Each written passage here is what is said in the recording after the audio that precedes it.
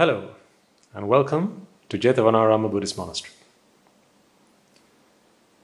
Over the last few weeks, we've been exploring some really interesting stuff on this series of Dhamma talks. You know by now that we have now entered some exciting and interesting territory on our discovery to the path of happiness that the Buddha laid down so many years ago. And on that journey, today we are about to take another step forward. Let us remind ourselves that the end goal of all of this, folks, is for us to achieve something. This is not a purely academic endeavor. It is for one reason and one reason alone. We know that all sorts of things trouble us, worry us, and keep us up at night. They take away our cool, our peace of mind. So, all our lives we've been trying to overcome these ill temperaments. We've been trying to figure out what is the medicine that cures the mind of all forms and variants of suffering of this nature. To that end, we've been attempting all sorts of weird and wonderful things. We've learned all sorts of things. We've done all sorts of things. We've spent time with all sorts of people, all on a quest to try and achieve that happiness which transcends all and everything else. But we know thus far that all such efforts have been to no avail.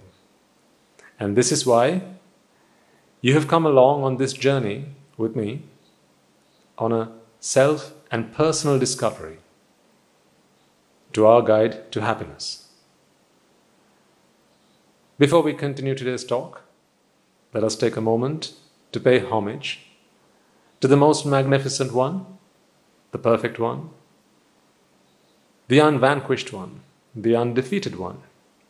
He who discovered this all by himself, the path to happiness, the path to enlightenment, realization, and to fulfillment. And that is none other than the Lord Buddha. Let us take a moment to pay homage to him, and once we've done that, we shall continue with today's talk.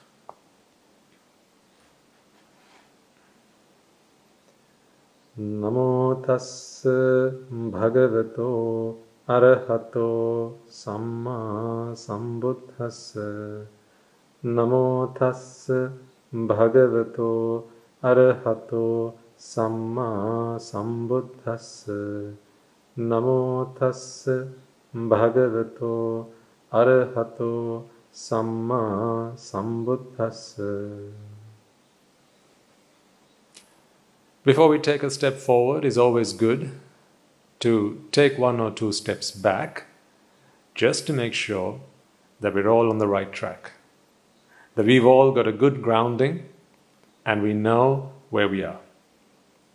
We need to get our bearings right before, of course, we make further steps forward on this journey.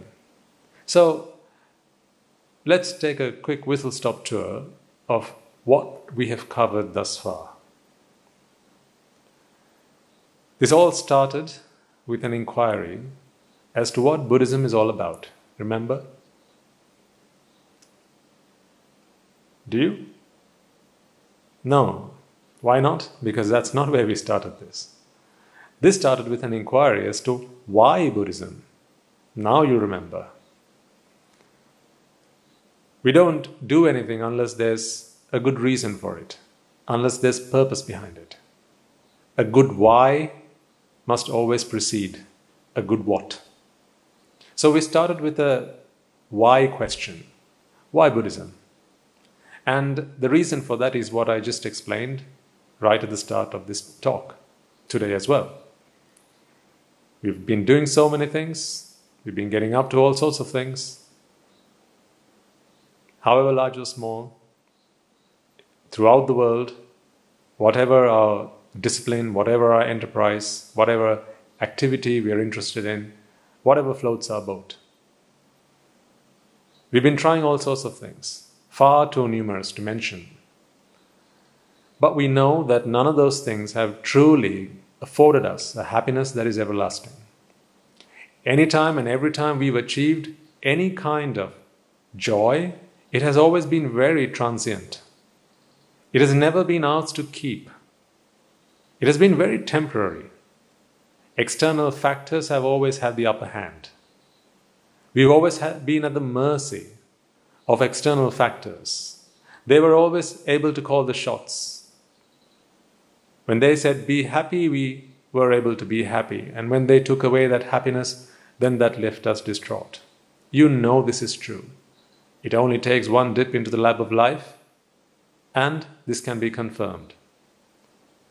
You know for a fact that there are things and people and events that surround your life that seem to have, I say seem to have, full control over your happiness. I don't know about you, but that is not something I'm happy with. The fact that other people, other things, and external events can control my happiness. I don't want to settle for that. Because I'm an intelligent person, I have an intellect. I'm able to think, I'm able to make decisions for myself. I'm able to change the direction and the course of my life as I choose to. So it must be then that if I'm not happy about something, I can change it.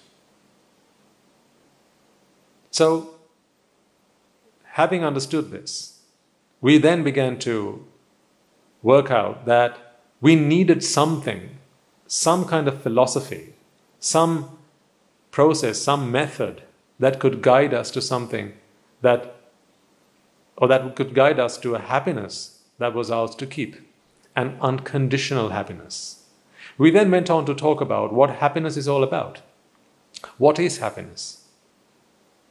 And there, you'll recall, we talked about two very distinct definitions of what people generally refer to as happiness. Do you recall what they are? Now, these are only terms, but they mean very different things. Regardless of what term you use for it, what word you use out of the dictionary to describe these, provided that you know what I mean, you have the same sense, that's all that matters. So it could be something else in another language, matters not. What's important is that you and I share the same idea, the same concept. We're talking about the same thing. So these two things were happiness and pleasure. Now you remember. Well done. Now you recall that pleasure is what we referred to use, or what we preferred to use to describe the experiences of joy that we have as we go through life, and the kind of joy that we have always been used to. The kind of joy that we experience when we get something we like, when we are with people that we like. It's the kind of joy that we get when we have something, when we get to eat something, when we get to see something, smell, taste, touch, listen to something that we like. We are all too familiar with this. It takes no introduction. But why did we make this distinction between happiness and pleasure? For one simple reason. We are on a quest to finding a happiness that is unconditional. And assuming that that is at all possible, we need to now distinguish between a happiness that is conditional and a happiness that is unconditional. We know that we have not yet found a happiness that is unconditional. So therefore, if that is what we seek, then whatever happiness that we experience at this moment in time, or we have experienced up to this date, then it makes sense. It is prudent to refer to it with something else. So, we know that it is not one and the same thing. Therefore, we decided to refer to the happiness that we have experienced throughout our lives up until this point. The happiness that can be taken away from us when we are distanced from the things that we like, the people that we like, and the events that don't happen to our liking, we refer to that as pleasure. And then we kept the other kind of happiness, true happiness or unconditional happiness, to a side for the time being, because we first went ahead to explore what conditional happiness that we have all been so accustomed to actually is like under the hood. Then we started to talk about, what does conditionality mean? What does it mean that something is conditioned? We then went on to talk about the principle of cause and effect. When there are causes, then a certain effect will manifest. So, an effect is always dependent on causes. This is a principle that governs everything in this universe. There is nothing that can be said that is in existence that has not come into being without the required and relevant causes. We took a multitude of examples, the simplest of which was probably a fire, because we are all so familiar with it. A fire is a classic example of cause and effect. We know this because for science we have learned that there are three important critical factors that need to come together to bring about the result or the effect that is a fire. A flammable object, the right temperature, and oxygen. Provided these three factors are present, there is nothing that can prevent, there is nothing that can stop a fire from coming into being. Provided that these three factors are present, you don't need any additional factors. Provided these factors are present, we have a fire. The principle of cause and effect also teaches us yet another very important lesson. My favorite, if you ask me. That is, although all three factors are required to bring a certain effect into being, you don't need to take away all three of them if it is that you want to rid the relevant result. You only need to take away one. It's kind of like 1 + 1 + 1 gives you 3.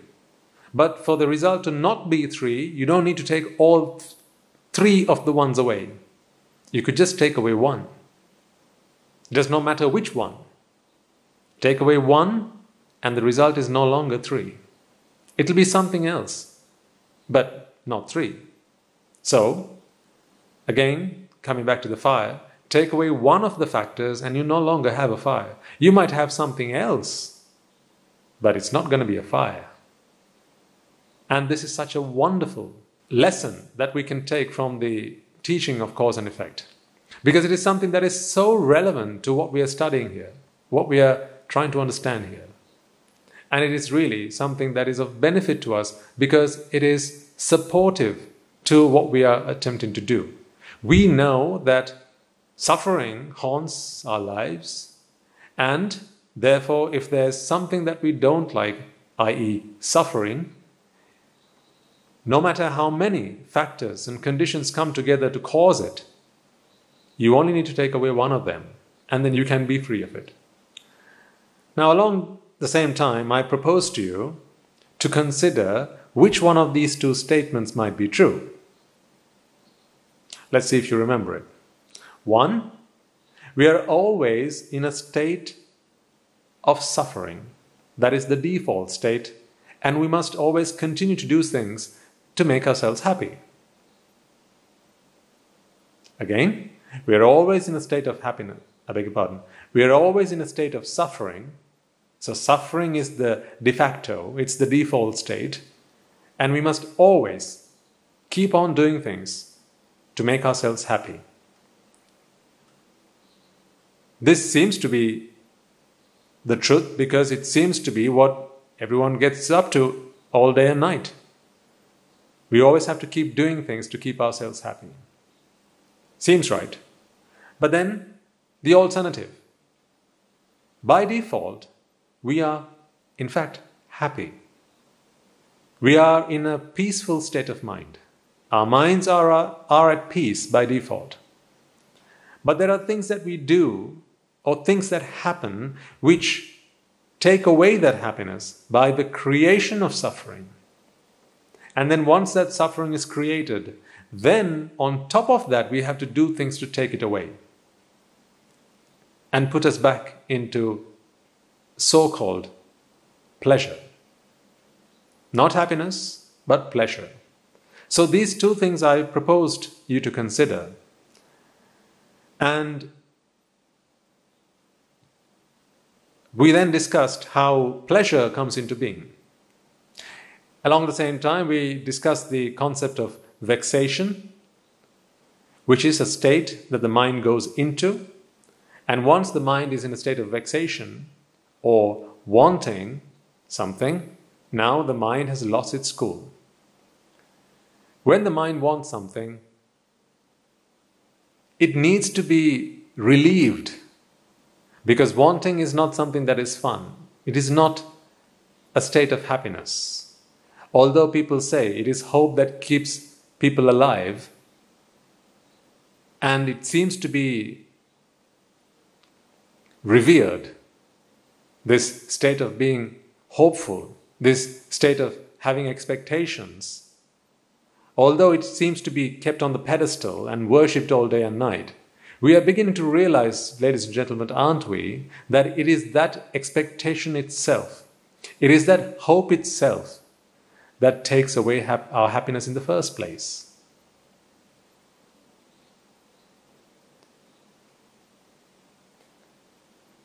Our minds are at a default state of happiness.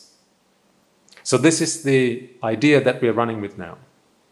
And I'm proving step by step, I'm helping you understand and realize that this is what's happening with us. We are at default in a state of happiness.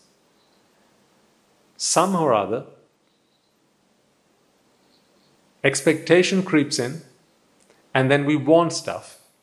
And when we want stuff, our mind goes into a state of unsettledness. And then it needs to find somehow to relieve itself and achieve a state of peacefulness. So for that it strives from there on.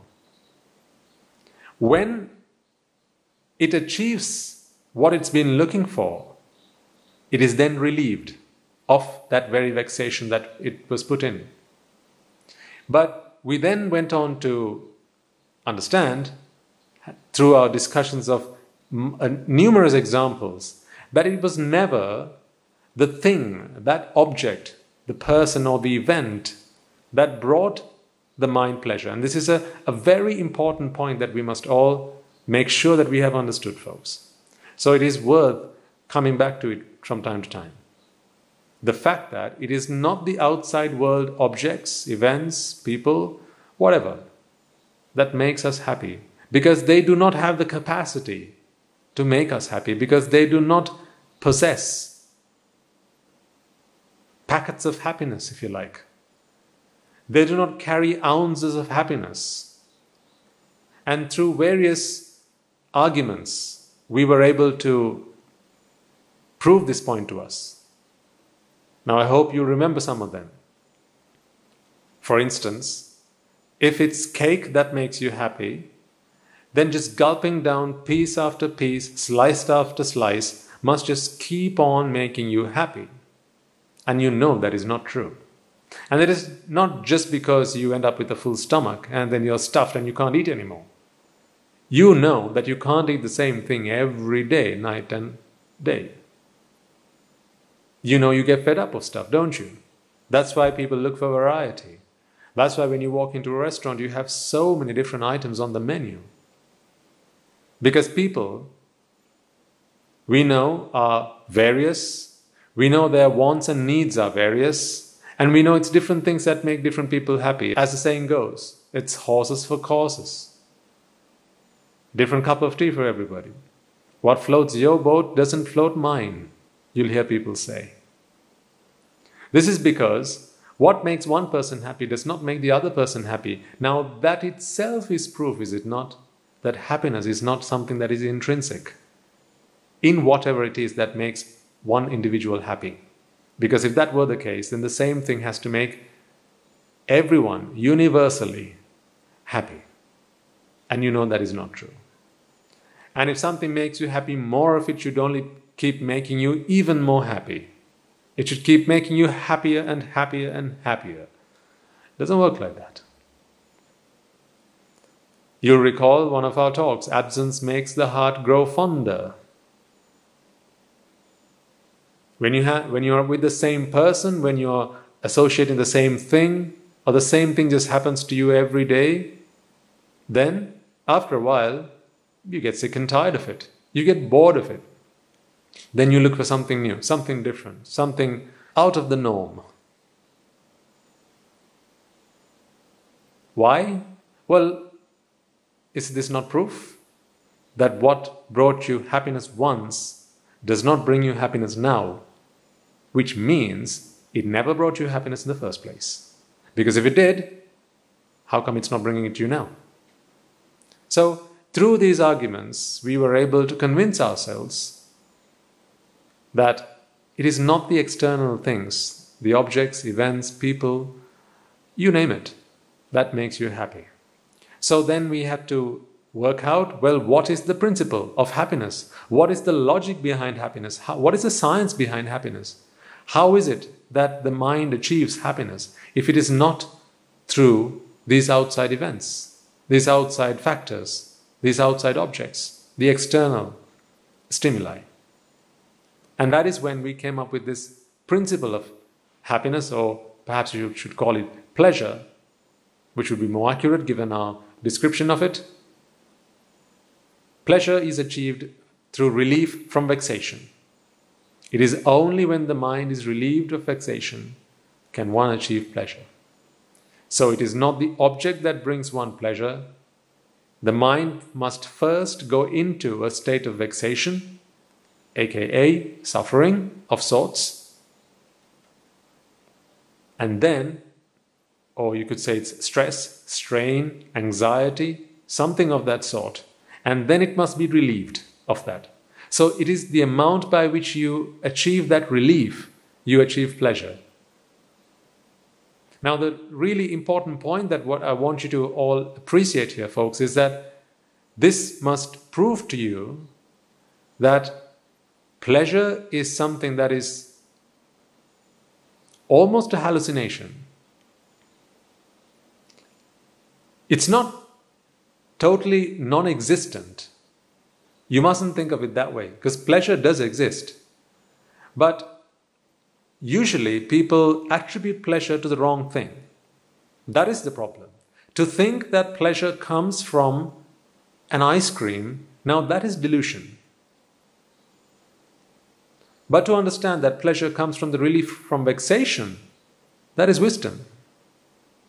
To think that pleasure comes from watching a movie, if you think it's the movie that makes you happy, or maybe a cartoon for a kid, if you think that's what makes the kid happy, it's the movie that makes you happy, being with your friends that makes you happy, being with your loved ones that makes you happy, going for a walk on the beach that makes you happy, or watching the sunset that makes you happy. Now this is delusion. This is ignorance. It is not true. It is absolutely not true. So what is the truth? Is it that pleasure does not exist and this is something totally different? No, because we experience pleasure. Both you and I have first-hand experience of that.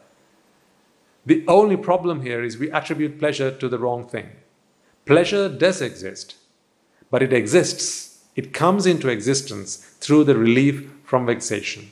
That is what we need to understand. And when you begin to understand pleasure through that light, you fall out of love with it. You are no longer in favor of it. So much so that when you feel pleasure, you are not delighted about that. You are disappointed about that. Ask yourself if this has not happened to you as yet. If you have really followed these talks and really gotten to understand the essence of these talks, and if the message has really sunk, when you experience pleasure, you must be disappointed about that. I don't mean with yourself, I mean with pleasure itself. Normally, people like to experience pleasure. They go seeking pleasure. They want pleasure. They love pleasure. There's probably a club named Pleasure Seekers. But you only seek something that you know is good for you. You never seek something that you know is bad for you. The problem with pleasure is it seems to be good, it feels good, but when you look at it through insight, wisdom, insightful introspection reveals to us that it is fake. It is not what it seems to be. Pleasure is simply a state or an experience of the mind when it is relieved from pain, from suffering, from vexation that was instilled in the mind only because it was set to expect that very same pleasure. Now this is where I want to spend some time today and make sure that you have properly grasped. Because it's actually very ironical. Nothing could be so ironical. There's nothing that is more ironical, to be honest. Your desire for pleasure, your seeking for pleasure, is what vexes you in the first place. So if you didn't go after pleasure, if you didn't want pleasure as much as you do, you wouldn't have to relieve, or you wouldn't have to be relieved of vexation and therefore experience pleasure. Now, this might sound a bit mind-grappling, but it makes sense. And I want you to take your time, but make sure that this adds up. This is not a difficult concept, but it's a subtle concept. Everyone gets it. This is not rocket science. It's far simpler than that. I promise you. It's very simple, but it's quite subtle.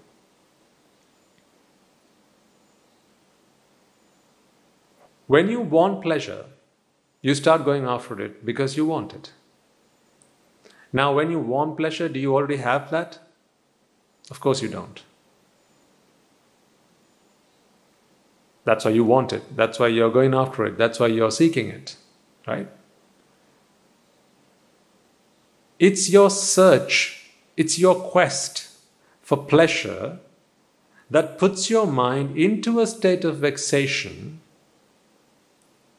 which then needs to be relieved by providing the mind with whatever the mind believes is the source of pleasure, and then once that is supplied to the mind is relieved from that frustration, that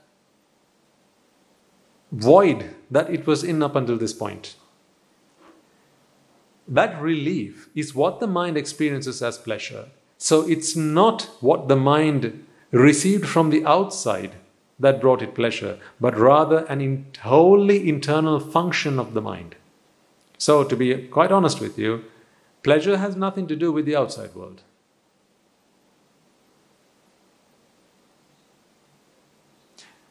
I'll give you a very simple analogy. Look at me. You see, I've got my fingers extended. I want pleasure. I want to feel pleasure in my palm or in my hand. Right? Now, because I want pleasure, what I'm going to do is I'm going to clench my fist as tightly as I possibly can. What do I want? I want pleasure. But I'm going to clench my fist as tightly as I possibly can. And then when it gets really painful, I'm going to relax. Now that's pleasure. That was pleasurable. Did you see pleasure come from somewhere? Perhaps on the back of my hand? It just came and jumped into my hand? No, it didn't come from anywhere. So you see, there were no external factors that were conducive or supportive, that contributed to this experience of pleasure. It was wholly internal, wasn't it? To begin with, there's no pleasure, but there is no pain either. See? This is a relaxed state. No pain, but equally no pleasure. Now this is where pleasure and happiness have, that distinction is quite important. So much so that I could say that my hand is now in a state of happiness because it is not in pain. This is a state of happiness. So I'm giving you this analogy so that it's so simple to understand. I hope this helps. This is a state of happiness, no pain. But I want something more than happiness. I want pleasure because I believe that pleasure is delightful. Am I right? Well, we'll see. I believe that pleasure is delightful and I want pleasure. But if I want pleasure and there are no external things that can help me support that, help me achieve that, then I need to come up with my own way. The hand needs to come up with its own way of achieving that pleasure. What could it do? Clench and go into this state of pain. The harder you clench, the more pleasurable it will be when I release. Don't you agree? If I just lightly clench and let go, that's, well, a very small amount of pleasure. But what if I clench my fist and I kept this for, say, 10 minutes? Let's say till the end of this talk. I'd be in a great deal of pain. But then, of course, no pain, no gain, right?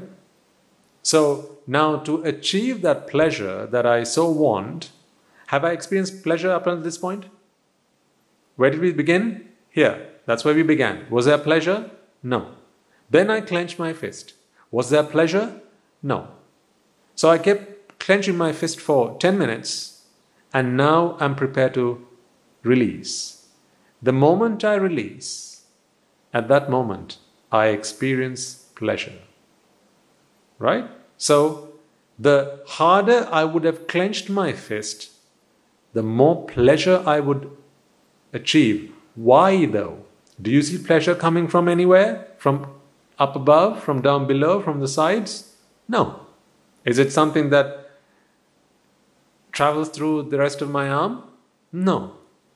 So where did pleasure come from? Was it something that came from outside? Was it an external factor? No. So the only way pleasure can be achieved, see, can you actually explain any other way I could experience pleasure? This is happiness.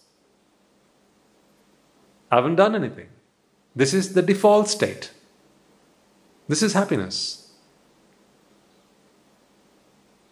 But is there pain? No. So you see, happiness is where there is no pain. Whereas pleasure, pain must have been there beforehand. Pardon the pun. Once you clench your fist as hard as you can, and then the moment you let go, at what point do you begin to feel that pleasure? 2 minutes after you have released, or at that very moment? Now you know, as time passes, from the moment you release your fist, as time passes, the amount of pleasure reduces. Right? So, follow this point with me. And this will all make sense, I promise.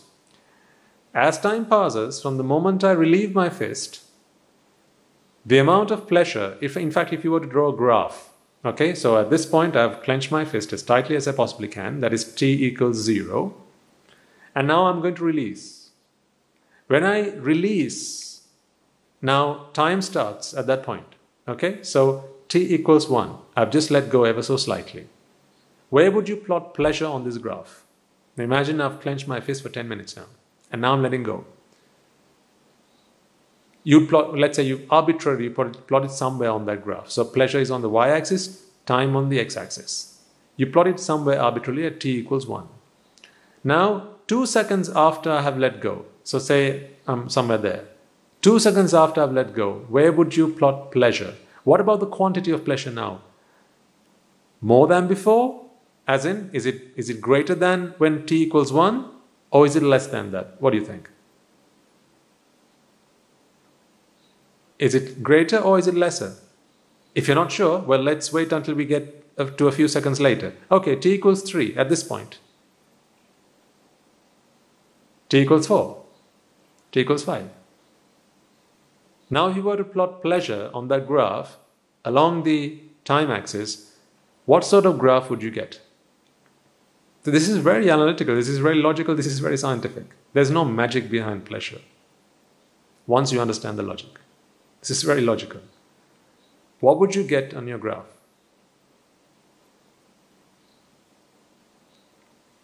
You would get a downward facing curve, wouldn't you? Because you'd get more pleasure the moment you let go and less pleasure as time passes. That is why a minute after you have let go, you feel absolutely no pleasure. You're back where you started. You get that? See? Maximum amount of pleasure, and then pleasure reduces, and then you're back to where you started. How much pleasure do you experience now? Say, 2 minutes after you've let go, how much pleasure do you experience now? You don't. Why? Well, at this point, there's no pain to be relieved. Because there's no pain to be relieved, you can't have pleasure. Because the only way pleasure can be sought is through relief from pain. Now, does that prove to us then, is that not sufficient evidence that pleasure is not inbuilt? Is it in the hand? Is it in these fingers, pleasure? If so, well, my fingers are still here, all 5 of them. And this is where we started, but where's pleasure? So pleasure was not intrinsic, it's not part of the hand. Is it in the action? If so, then doing this should bring me that pleasure. No. Is it in this state? Oh, rather, is it in this state? Is it in this state? Is it in a state? Is pleasure stateful? No. Yet again, no. Why? Because if so, then the longer I keep my fist clenched, I should be experiencing pleasure. It doesn't work like that. Or the longer I keep my fingers extended, I should be feeling pleasure. And that doesn't work like that either. So that proves to us that pleasure is not either in this state, nor is it in this state. But you do know, because you experienced firsthand, that there was pleasure when you let go. So when you say when you let go, is it in this state at t equals 1? And we just keep it like that. Do we continuously and incessantly experience that pleasure? Non-stop? All you have to do is just let go and just be like that. And then, forever and ever and ever, you'll experience pleasure. Does it work like that? Of course not. So it's not in a state, is it? It's not in this state, it's not in this state, it's not in that state, it's not in this state, it's not in any state. Pleasure is not stateful.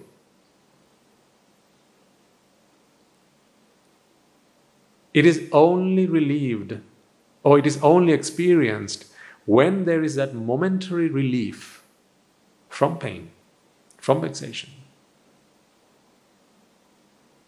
This is the same thing that happens with the mind. If you can imagine, this is your mind, right? This is the mind in a state of happiness. This is the Buddha's mind. This is the mind of an Arahant, where the mind is in its default state. All minds start off like this.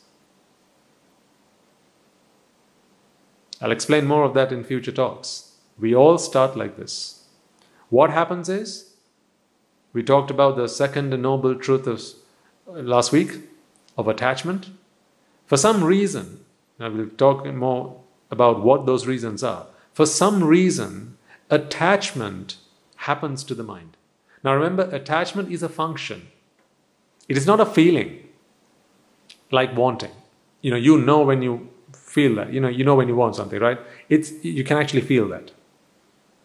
That's a state. The state of wanting can be felt. You can be left wanting for days, weeks, months, years, and so on. You can be left wanting for a lifetime. But attachment is not a state. It's a function. It's something that happens to the mind. So the mind, this is in its normal state. Attachment happens.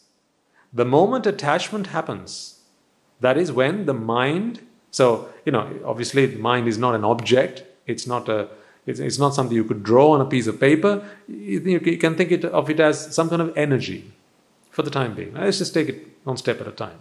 So this energy, this mind, when attachment happens, when that function overtakes the mind, now it goes into a state of wanting. Which is that? This is vexation.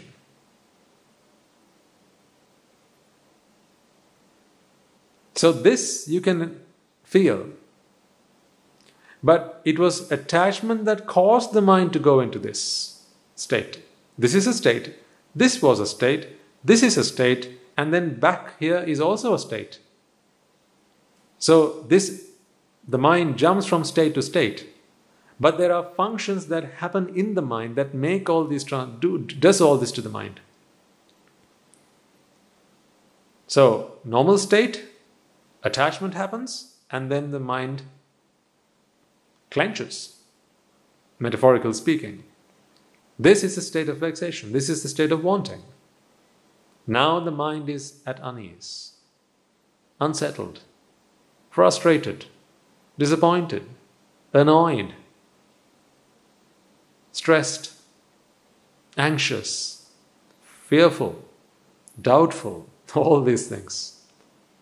A myriad of emotions, which are all variants of wanting. From ego to anger to desire to jealousy, greed, malice, all of these, they're all variants of the same thing.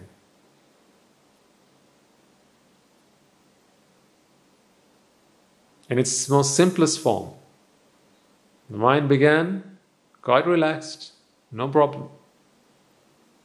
So relaxed, so cool and happy, unconditioned. You see, this is unconditioned. This is unconditioned. This is just a relaxed state. It's unconditioned. Now you must understand where this conditioned and unconditioned happiness and what the difference is between the two. For the mind to be in this state, you don't need conditions. The mind can forever be like this. But what about that relief from vexation? That pleasure, you need conditions, don't you? What sort of conditions? Well, the mind must be relieved. To be relieved, it must first be put into a state of vexation. Otherwise, what can you relieve yourself from? You will have had pain relief tablets, right? Like paracetamol, for instance, or ibuprofen. These are pain relief tablets. So, to experience relief, you must have pain in the first instance. Without pain, there's no relief.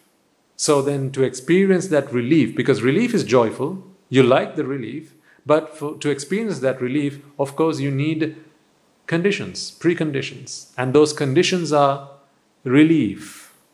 And for relief to happen, there must be pain. So first pain, then relief, and then as a result of that relief, throughout that experience of relief, throughout that activity, throughout that function of relief, that pleasure is experienced. So, normal state, quite unconditioned and happy. This is the state of happiness when the mind is considered. And then attachment. The moment attachment, which is a function, it's not a state, when attachment happens, the mind goes in from this state of normalcy to a state of vexation. This is where the mind wants. Because you see, the mind is now grasping onto something. The mind is now craving. It wants something. Whatever it wants, it's now holding on to. I want this. I need this. I yearn this. I need it. What is it that the mind wants, really? This is the irony here. What is it that the mind wants? The mind wants pleasure. Do you see the irony here? Because the mind wants pleasure, which is experienced when it lets go, it does the exact opposite of it. As I say, nothing could be more ironical. The mind wants to experience pleasure because it is said that pleasure is such a wonderful thing and must all aim for that, right? Because the mind wants pleasure, the mind has to go into this state of vexation. How else could it experience pleasure? Because it has to first go into this state of vexation so that it can be relieved from that state. This is the point here, folks. I really need you to understand this. This is going to be your Eureka Point if you get this. This is when you will fall out of love with pleasure. This is such an important point to understand, and because this is when this philosophy will start to make sense. This is when the light bulbs are going to go off. This is when the fireworks are going to happen for you. Everything else from there is going to be further explaining the mechanism of this, the dynamics behind this, and to further grasp this concept. But once you begin to understand that pleasure is so overrated, it is so fake, it's just a mockery. Once you get that, then there'll be no stopping you. You'll be then so laser-sharp focused on finding however it might be possible to stop yourself from feeling pleasure. How about that? Can you imagine that? If I were to tell you that maybe, say, before we started these talks, say a year ago, 6 months ago, a couple of months ago, before you started listening to these talks, or at least before you heard me share these ideas with you, if I were to say, purpose of life should be to try and experience as little pleasure as you possibly can, and if at all possible, absolutely no pleasure, you go, what? Are you nuts, Bhante? Why would anyone want that? We exist for pleasure. This is the whole point of life. We want pleasure, pleasure this, pleasure that. I want pleasure. That's what we are here for. That's what I earn my money for. That's why I work so hard for. That's why I did my studies, that I went to university, did my degree, got my PhD. It was all so I could experience pleasure.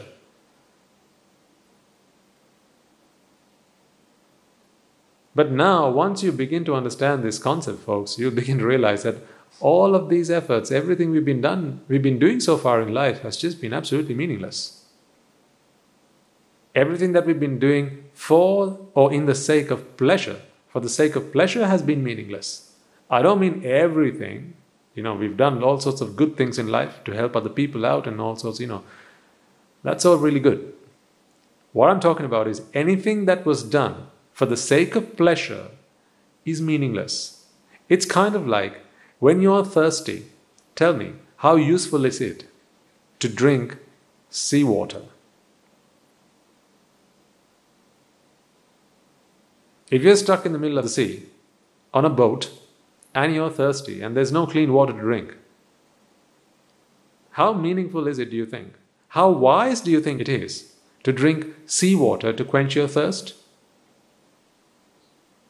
Do you see the irony in that? Because what happens when you drink seawater?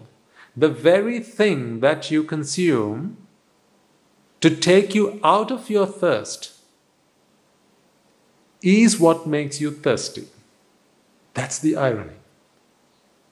Let me repeat that. The very thing that you do, or in the example of the seawater, the very thing that you drink to relieve yourself from thirst is the thing that puts you into that thirst, or that makes you thirsty. So, do you see the irony there? The last thing you ought to be doing when you're thirsty, if you're stuck in the middle of the sea, is what? To ease your thirst is drink what? To drink seawater. Right? Because the more you drink it, the thirstier you're going to get. The same principle applies here. Previously in a talk, I used the example of a rash. Whatever you do to relieve yourself from that itch of the rash is the very thing that's going to make it even itchier. Yes or no? Because what do people normally do when they have a rash and it starts to itch? They scratch, right? So, the more you scratch, the itchier it gets, because it disturbs the rash, doesn't it? So if there are blisters or whatever, then they start to burst, and if there's there's some fungi or some bacterial infection, it's going to start to grow, because it's going to start to spread through your action. So scratching that rash is only going to make it worse. But why did you scratch? To relieve yourself of the itch. So the very thing that you do to relieve yourself of the itch is the thing that's going to make it itch even more. Ironical or what? Now the same principle applies here. When the mind wants pleasure, when it wanted pleasure, it was in its normal state. It began like this. And the truth is, folks, believe you me, that at each and every moment in our lives, we always start off like this. Because the mind works at such a rapid rate. Our thoughts rise and pass away so rapidly. Each one starts off like this. Each one starts off happy. Each one is infected with attachment. When infected with attachment, each one of them goes into a state of vexation. Why? Because it's attached to pleasure.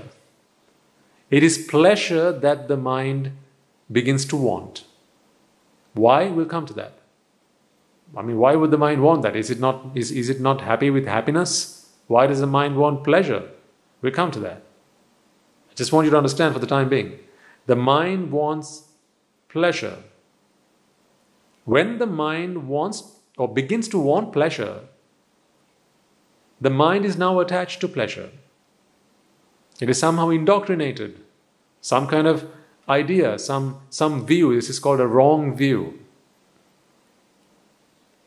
A view, an idea, a concept is planted in the mind. That pleasure is good. Go after it. Get it. And then the mind is attached to it. So attachment again is a function. Let's not forget that. When that function happens, when attachment takes place, the mind immediately coils itself into this state. So you understand this is only a metaphor, right? So the mind does not look like this. It's an energy. You can't give it any form. It's formless. But this is to help you understand this. So this is an analogy. So the mind goes into this state, like a clenched fist. Now, why did it go into that state? Because it wants pleasure.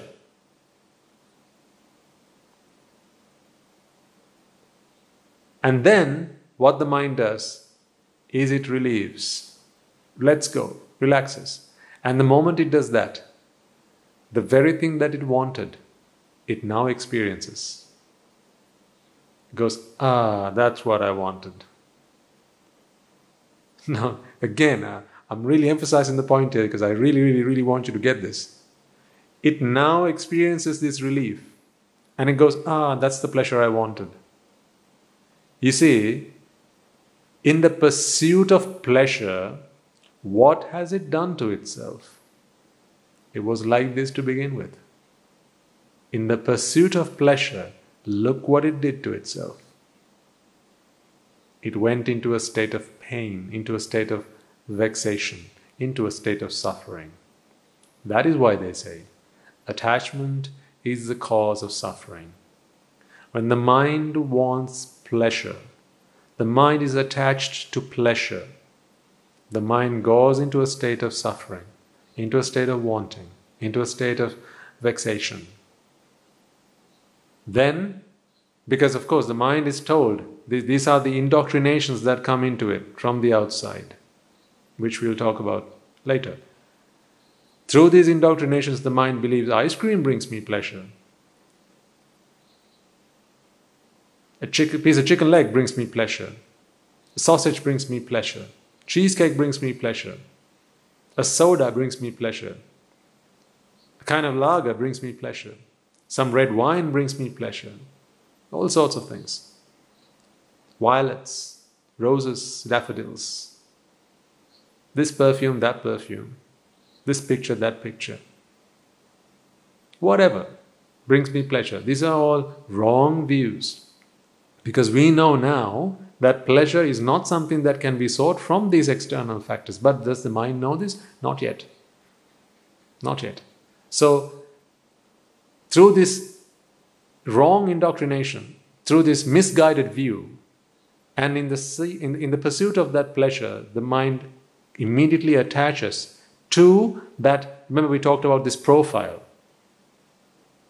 last week or the week before. This thing that the mind believes brings it pleasure, the mind attaches to itself to it. It's that internal impression of that object. So if it's a glass of red wine, there's an internal impulse of that. There's an internal impression of that, which the mind has grasped onto, which the mind is clinging onto. So it's clinging on to that, hoping it's going to get that pleasure that it was told that it was going to get. And then, when presented with that object, it's not the object that brings pleasure, but when presented with that object, the mind goes like that. And then immediately it experiences that relief from all this pain that it was in just a moment ago. That is the pleasure that the mind experiences. It is not the object. It is not the object. It is simply this relief from vexation. So this is the irony. Seeking of pleasure is what puts the mind into a state of pain, the relief from which gives it pleasure. So is it not ironical to go after that pleasure? Because had it not gone after that pleasure, what would the mind would have been in? A state of pure bliss, unconditional happiness. But the moment the mind goes after pleasure, now it needs to be relieved of that pain. Therefore, there are conditions that have to be true. Conditions that have to come true for that pleasure to be achieved. Therefore, that we described as pleasure, and this is happiness. So you see the difference between the two? Attachment is a function that makes it do that. And that is what we introduced last week as the second noble truth. The second noble truth of suffering, or this wanting, is attachment. It is attachment that makes the mind do that. So I hope you've got that straight. Perhaps go back and listen to the talk once more, just to hear those words once or twice again, and for those messages to resound in your mind, just to dot the I's and cross the T's in case you might have missed one or two bits along the way. I'm sure it will be helpful. Take this into the lab of life. Use your own examples and apply them into these principles and see to what extent you can agree with them, to what extent this is sound true. Always and always and always. This is the only thing that will convince you that this is the truth that was expounded by the Supreme Buddha. With that, I will leave you for today. But before we do so, let us take a moment to transfer the merits that we have all acquired.